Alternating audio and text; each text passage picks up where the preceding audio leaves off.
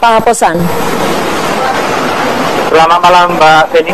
Baik Pak Haposan, terima kasih sudah bersama kami. Pak Haposan, pertama kali saya ingin bertanya kepada Anda, ini mungkin juga pertanyaan masyarakat secara luas, mengenai pengakuan terbaru yang dilontarkan oleh tersangka Agus dalam kasus pembunuhan Angelin. Apa yang dikatakan Agus dalam hal ini?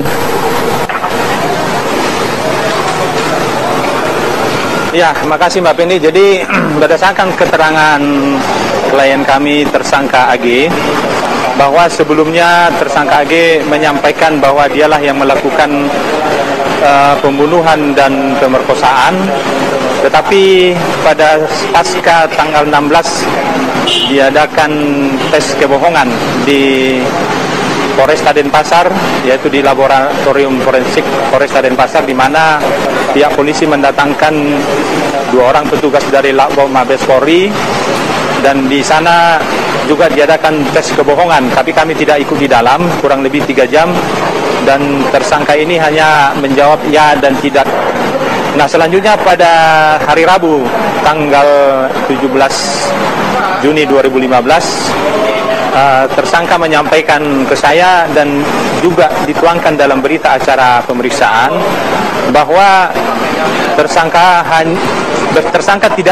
tidak pernah melakukan pembunuhan dan pemerkosaan terhadap adik kita Angelin.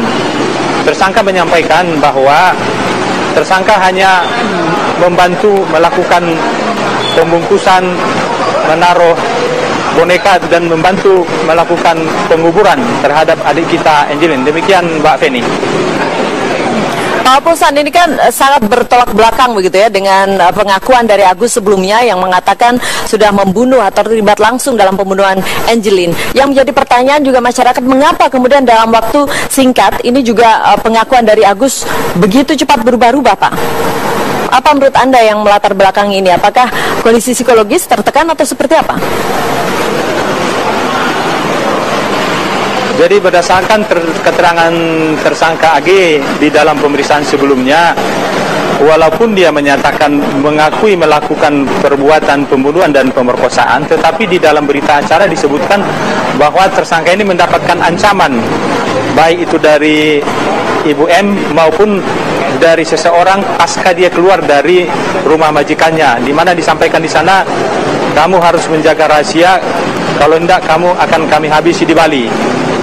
Jadi pasca tersangka ini dialihkan atau dipindahkan penahanannya di Polda Bali, kalau tidak salah pada tanggal 14 Juni 2015, tersangka AG dimintai keterangan sebagai saksi di Polda Bali untuk laporan penelantaran anak yang diduga dilakukan oleh Ibu M.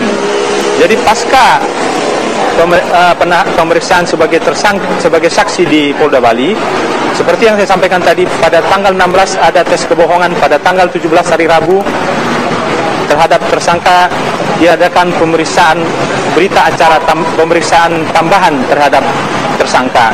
Yang cukup menarik dan mengejutkan saya adalah bahwa kejadian itu memang benar pada tanggal 16 Mei 2015 sekitar jam setengah 10 dia mendengar teriakan tangisan dari adik kita Angelin yang menyatakan, "Mama, lepaskan saya." Itu yang didengar oleh tersangka AG.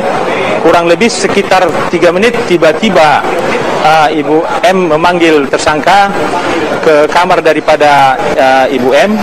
Pada saat dia masuk, dia melihat adik kita Angelin sudah tergeletak. Sempat ditanyakan, "Ibu, kenapa Angelin? Kamu diam aja nurut." Disampaikan oleh Ibu M kepada tersangka, dan pada saat itu disampaikan oleh Ibu M terhadap tersangka, "Kamu harus turut, kamu harus, kalau seandainya kamu ketangkap, jangan libatkan saya. Ini merupakan suatu rahasia. Kalau ketangkap jangan libatkan saya. Akuilah kamu yang membunuh, kamu yang memperkosa. Nanti kamu saya kasih imbalan sejumlah 200 juta. Gini Mbak Feni. Ya, lalu kemudian dari pernyataan yang berubah-ubah ini Pak, sekarang berubah, beberapa waktu lalu juga berubah. Mana Anda sebagai kuasa hukum, mana yang akan kemudian Anda bawa secara resmi begitu di pengadilan sebagai bukti? Ya, Mbak Penny, dalam proses penyidikan ini tentu kita percayakan kepada kepada pihak penyidik Polresta Denpasar dan Polda Bali. Tentu penyidik akan mengumpulkan bukti-bukti apakah semua bukti ini bersesuaian dengan pasal 184 KUHP, di mana di sana kan ada keterangan saksi, ada keterangan ahli, ada petunjuk, ada bukti surat.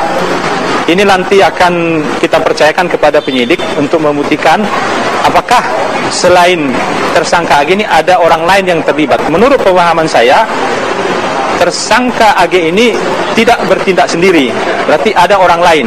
Contoh, pada saat diperintahkan untuk membuka baju, membuka celana, ditaruh di badan daripada Angelin, yang ditemukan di mayat dari ada Angelin, itu atas perintah daripada Ibu M.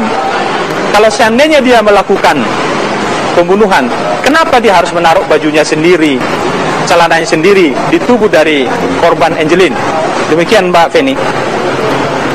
Namun Anda sebagai lawyer begitu Pak Siombing, mana menurut Anda yang lebih meyakinkan? Iya Mbak Feni. Ya, Anda sebagai lawyer dari atau kuasa hukum dari Agus, menurut Anda mana yang lebih meyakinkan pernyataan Agus ini, Pak?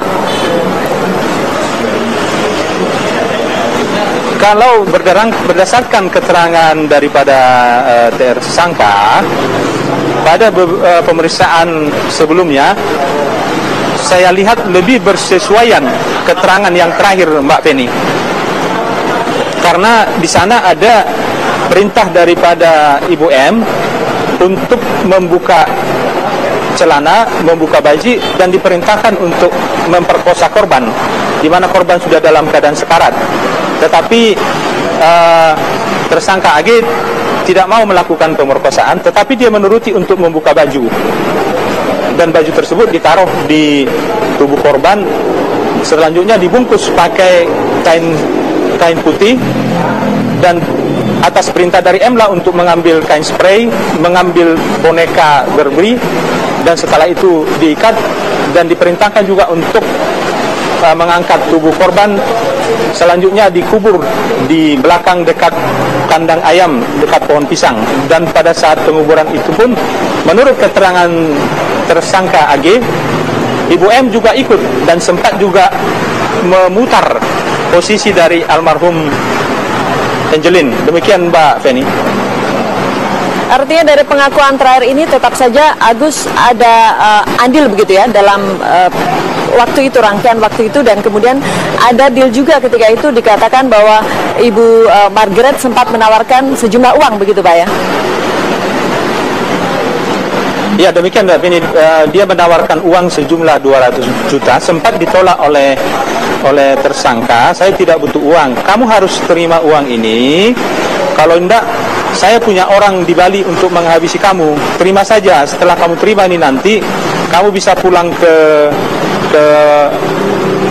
Sumba, gitu Mbak Penny. Dan Agus menyetujui itu begitu Pak ya? Ya Mbak Penny. Dan Agus menyetujui tawaran dari Ibu Margaret ketika itu dengan sejumlah uang yang ditawarkan Pak ya? Iya, setelah ditawarkan baru tersangka ini diperintahkan untuk mengambil spray untuk membungkus tubuh daripada korban Angelin. Iya, 200 juta ini mungkin menurut Anda apakah ini juga yang dimaksudkan Agus dikatakan kepada salah satu anggota DPR yang datang ketika itu, Pak Akbar Faisal, ketika menjenguk di tahanan? Memang betul, pada saat rekan kita Akbar Faisal, anggota Komisi 3 DPR RI, datang menemui tersangka AG, tersangka AG menyampaikan bahwa yang melakukan pembunuhan itu adalah Ibu M dengan imbalan sejumlah 2 miliar. Tapi pada saat pemeriksaan dia menyatakan betul menyampaikan itu kepada Akbar Faisal, tetapi pada saat berita acara pemeriksaan dia menyatakan itu, saya menyampaikan itu berupa berita bohong karena alasan saya sangat benci terhadap Ibu M. Demikian Mbak Feni. Baik, Anda tetap yakin Pak Haposan ada tersangka lain dalam kasus pembunuhan Angelin ini ya?